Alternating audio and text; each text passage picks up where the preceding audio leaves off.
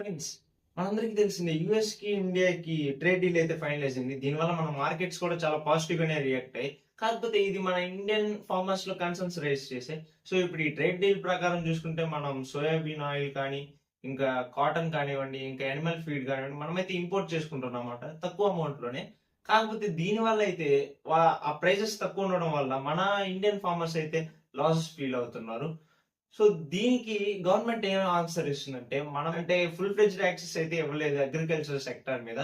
Just కొన్నిటి మీదే మాత్రమే ఇచ్చాము. మన మేజర్ ప్రొడక్షన్ అంటే రైస్, వీటి మీద అయితే అసల ఇంపోర్ట్సే చేసుకోమంటుంది. ఇంకా మనమే ఎక్స్‌పోర్ట్ చేస్తామంటుంది.